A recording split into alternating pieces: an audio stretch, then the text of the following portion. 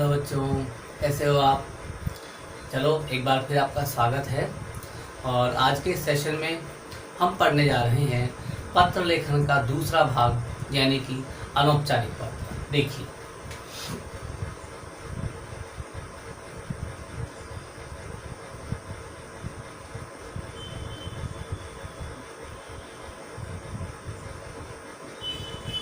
सबसे पहले ये समझने का प्रयास करते हैं कि अनौपचारिक पत्र होता क्या है।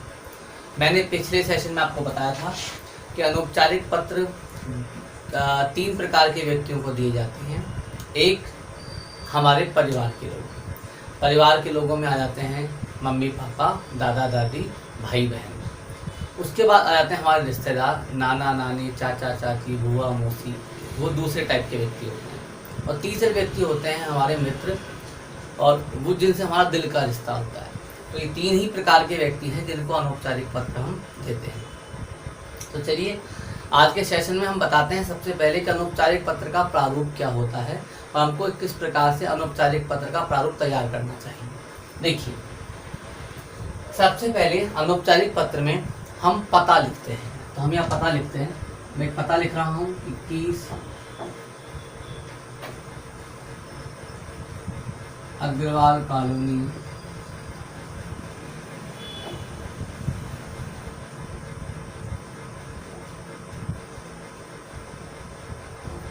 झूठवाड़ा, जयपुर, राजस्थान। इस प्रकार से आपको 3 पंक्तियों में आपका अपना पता लिखना है। ये उस व्यक्ति का पता है जो पत्र लिख रहा है, और जिस व्यक्ति को पत्र देना है उसका पता एनवेलप पे आता है ऊपर, इसलिए उसके पते की आवश्यकता नहीं है।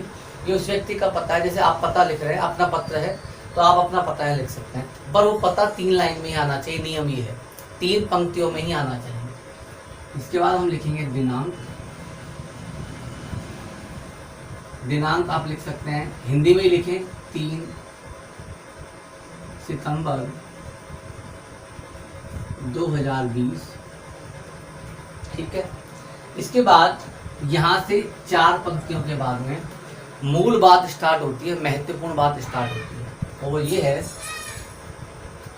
जो इसकी चौथी लाइन है, इस चौथी लाइन को बोला जाता है संबोधन वाक्य, संबोधन शब्द। और संबोधन का मतलब है कि हमारे यहाँ पर 3 प्रकार के व्यक्ति होते हैं।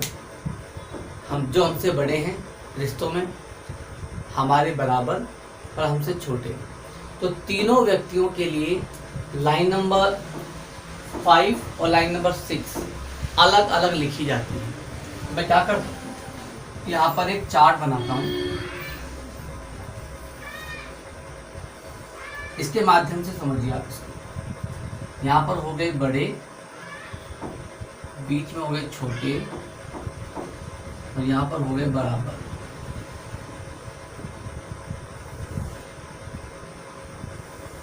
देखिए,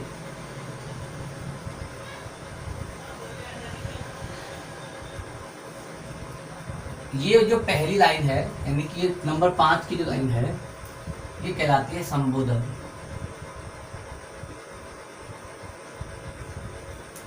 यानी कि आपको आपका उस बड़े व्यक्ति के साथ क्या रिश्ता है, उसके अकॉर्डिंग, उसके अनुसार हम उस व्यक्ति को संबोधित करते हैं, उसका नाम लेते हैं। नाम नहीं लेते, उसका पद लेते हैं।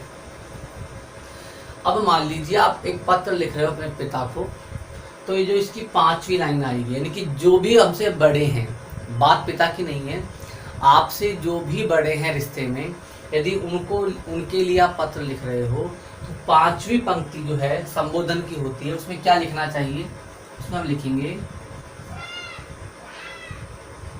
आदरणीय, और बाद में हम लिखेंगे उनसे रिश्ता। आपका उनसे रिश्ता क्या है वो बाद में लिख देंगे। तो हम लिखेंगे आदरणीय पिताजी। तो यहाँ पर हम लिख देंगे आदरणीय पिताजी।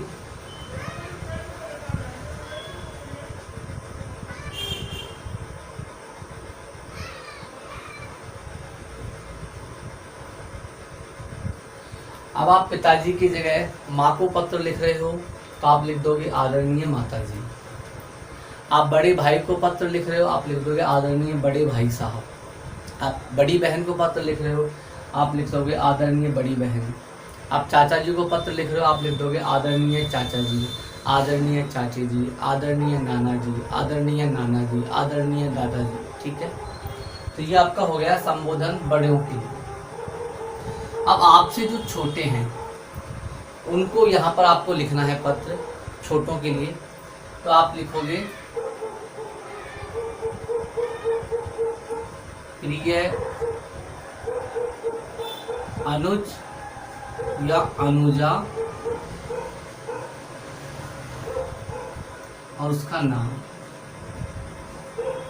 देखिए कैसे, अनुज होता है लड़का जो आपसे छोटा है और अनुजा होती है लड़की जो आपसे छोटी है। आप अपनी छोटी बहन को लिख रहे हो तो आप लिखोगे यहाँ पर प्रिय अनुजा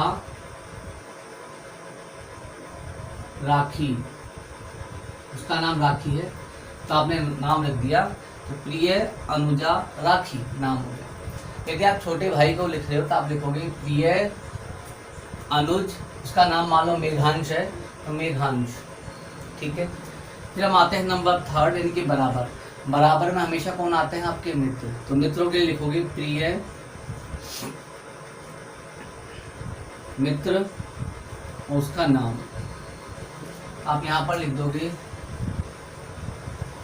प्रिय मित्र राहुल। ठीक है, आगे बढ़ते हैं। अब आती है लाइन नंबर 6। तो 6 नंबर की जो लाइन है उस लाइन के अंतर्गत हम दूसरों से क्या करते हैं? हाय हेलो करते हैं। तो जब बड़ों से हाय हेलो करते हैं तो उनको प्रणाम करते हैं। तो हम यहाँ लिखेंगे सादर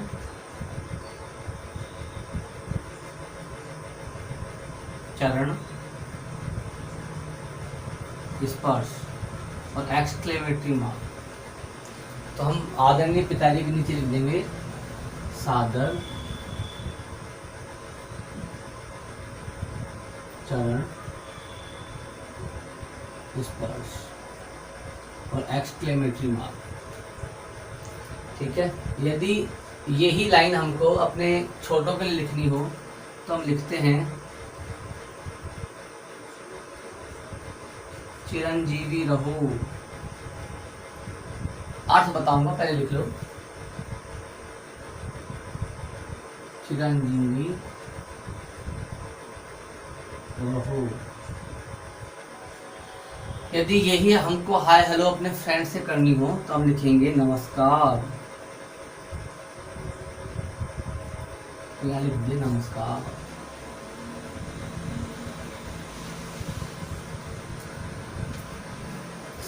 और इसके बाद में एक्सक्लेमेटरी मार्क, इसके बाद में एक्सक्लेमेटरी मार्क। सादर चरण स्पर्श का अर्थ होता है मैं आपको आपके चरणों को प्रणाम करता हूँ, मैं आपके चरणों को छूता हूँ। तो यहाँ पर हम पिताजी से आशीर्वाद ले रहे हैं, यहाँ पर हम उसको छोटे भाई को या बहन को आशीर्वाद दे रहे हैं। हम लिख रहे हैं चिर मतलब लंबी, जीवी तुम्हारी उम्र लंबी रहो।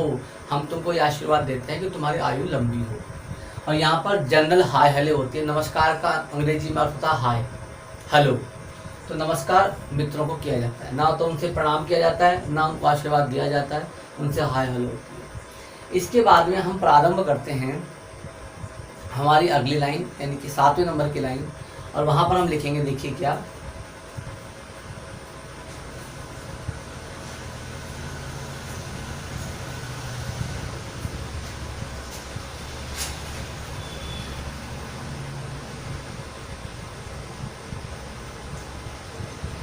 देखिए जब हम किसी से मिलते हैं, बातचीत करते हैं तो प्रारंभ में हम ऐसा ही बोलते हैं कि पत्र जब लिखते हैं कि मैं यहाँ पर प्रसन्न हूँ और ईश्वर से प्रार्थना करता हूँ कि आप भी अपने स्थान पर प्रसन्न होंगे।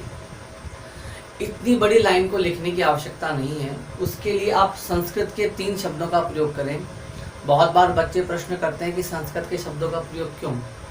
हम संस्कृत के शब्दों का प्रयोग इसलिए कर सकते हैं क्योंकि हिंदी भाषा बनी ही संस्कृत से है। तो संस्कृत के 3 शब्दों का अर्थ क्या है? अत्र मीन्स यहाँ, कुशलम मतलब प्रसन्न, तत्र मीन्स वहाँ, अस्तु मीन्स होंगे क्या? कुशल, कि मैं यहाँ पर प्रसन्न हूँ और आप अपने स्थान पर प्रसन्न होंगे, ऐसी मेरी इच्छा है।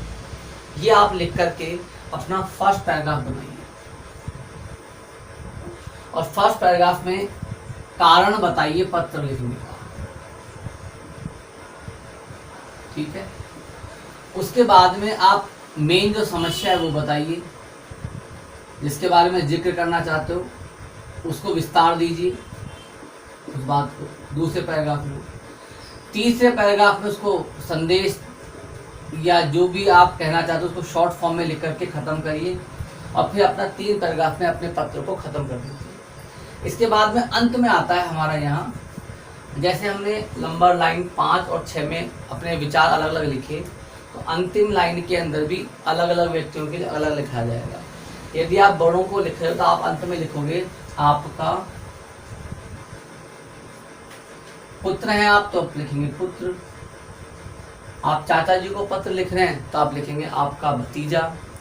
आप यदि बड़े भाई को पत्र लिख रहे हैं तो आप लिखेंगे आपका छोटा भाई, और लास्ट में लिख देंगे क, ख और ग, ठीक है। अगला आपका आएगा इसी के अंतर्गत, यदि आपको लग रहा है कि आपका आप छोटों को लिख रहे हैं तो आप लिखेंगे आपका अग्रज, लड़का लिखेगा अग्रज और लड़की लिखेगी अग्रजा, और फिर लिखोगे क, ख और ग, ठीक है। इसके बाद यदि आप छोटों को लिख रहे हो, मतलब बराबर वालों को लिख रहे हो, तो आप लिखोगे तुम्हारा मित्र, क, ख, ग। जो तीसरा पार्ट है इसमें ये वाली तीनों बातें हैं। तो इस प्रकार से आपका ये पूरा अनौपचारिक पत्र का मैंने प्रारूप आपको समझा दिया है। चलिए एक पत्र लेते हैं अनौपचारिक और साथ में उस अनौपचारिक पत्र को करते हैं यहीं पर।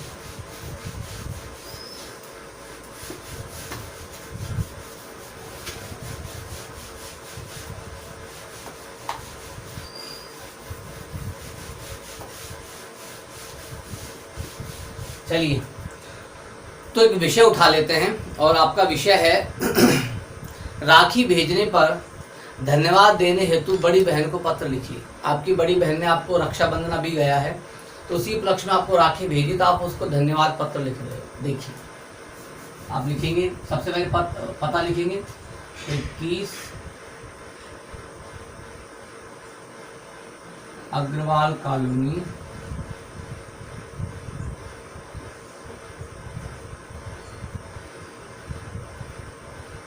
झोटवाड़ा। चलिए थोड़ा ऊपर कर देता हूँ ताकि हमारे पास वो बच जाए, यहीं से लिख देते हैं 21 अग्रवाल कॉलोनी,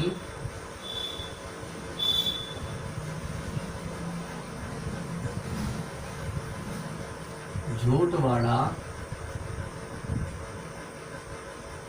जयपुर,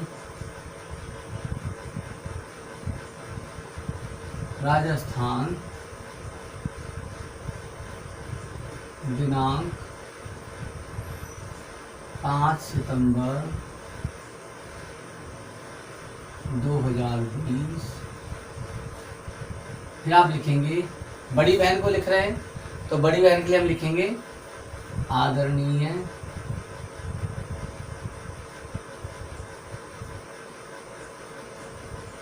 अग्रजा,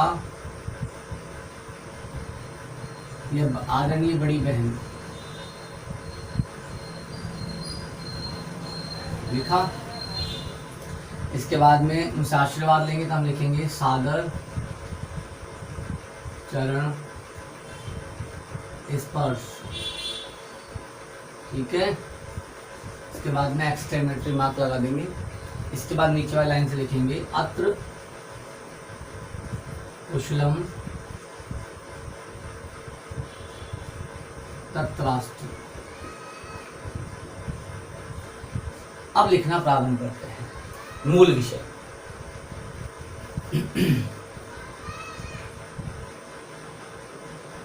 इस रक्षाबंधन पर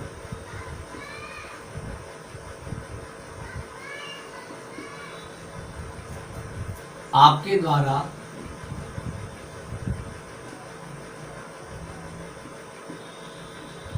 हर साल की तरह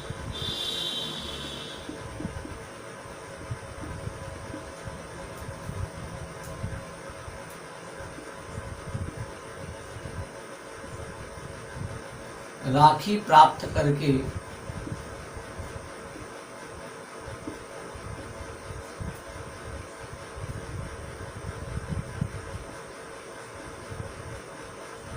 प्रसन्नता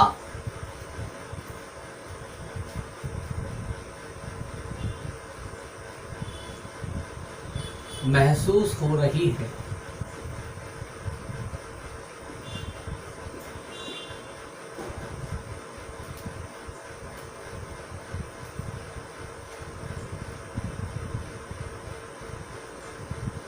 जब से दीदी आपका विवाह हुआ है,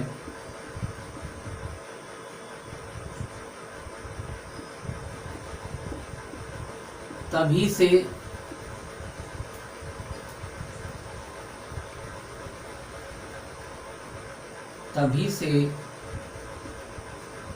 ये राखी का क्रम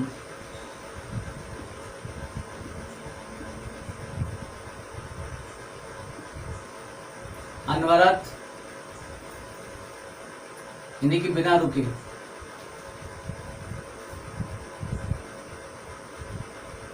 चल रहा है। और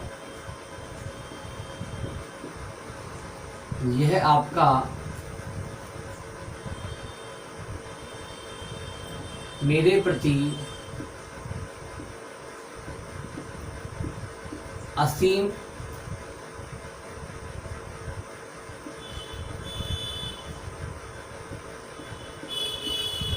स्नेह को दर्शाता है।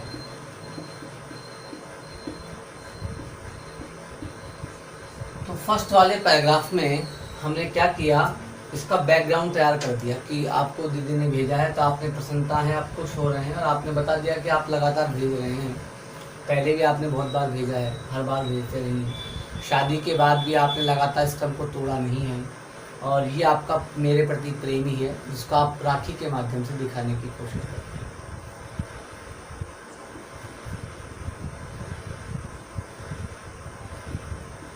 पिछली बार तो मेरा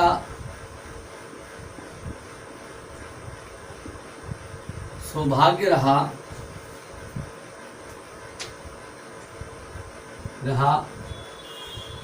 कि आप घर पर आई और आपके समक्ष और आपने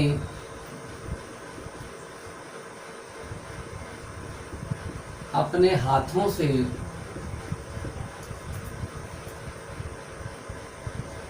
मुझे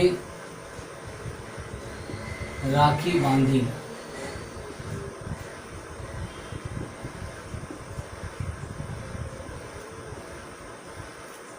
हालांकि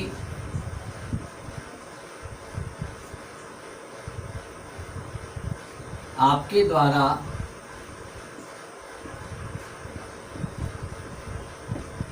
भेजी गई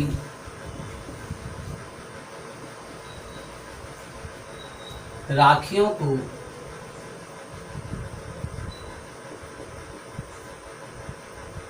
बुआ से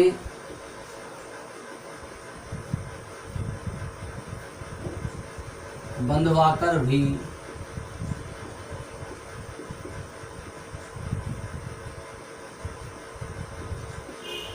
आपके आशीर्वाद की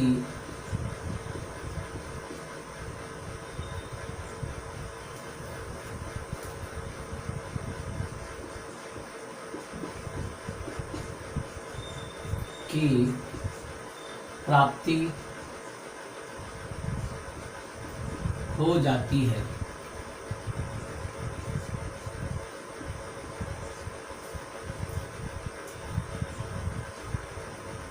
आप मेरी इकलौती बहन हो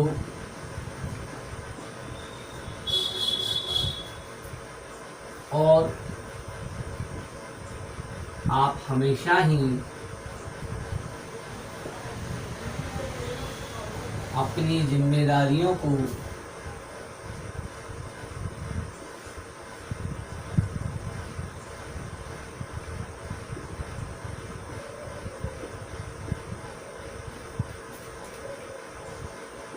बखूबी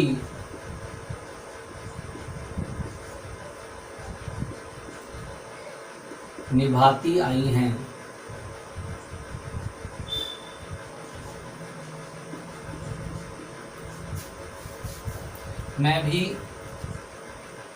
मैं आपके लिए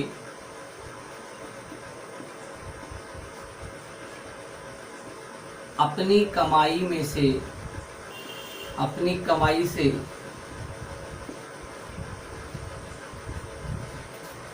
खरीदा हुआ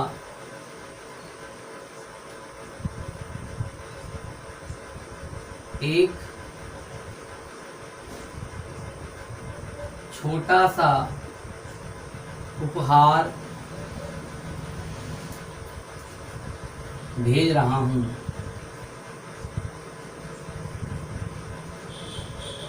उम्मीद है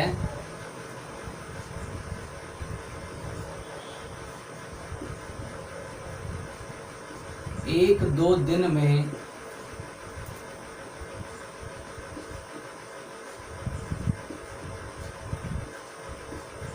कोरियर से आपको प्राप्त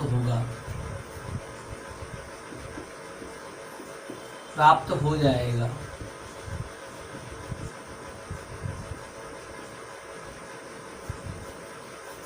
ये आपने ये बात कही, तब अंत में इसको एंड कर रहे हो।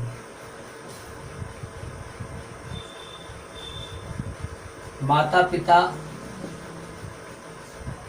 की तरफ से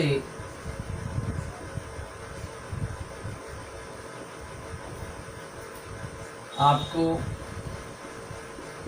ढेरों आशीर्वाद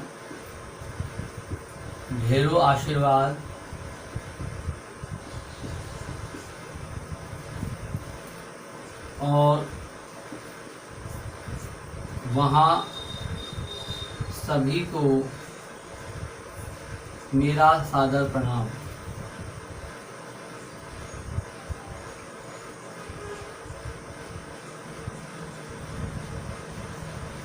उम्मीद है जल्दी मुलाकात होगी।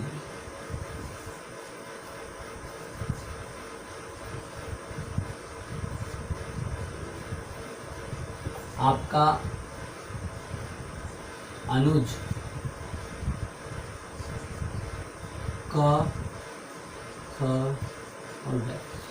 तो इस प्रकार से 3 पैराग्राफ में आप अपने छोटी बहन को पत्र लिख दिया है और आपने बता दिया है कि आपने जो है उनको जो उन्होंने राखी भेजी है उसके उपलक्ष्य में आपने उनको ग्रीटिंग्स भेज दी हैं, अपने तरफ से बधाइयाँ भेज दी हैं। तो चलिए अब हम मिलेंगे आपसे अगले सेशन में, और अगले सेशन में आपको नए अध्याय नए विषय पर लेके चलेंगे। तब तक के लिए धन्यवाद।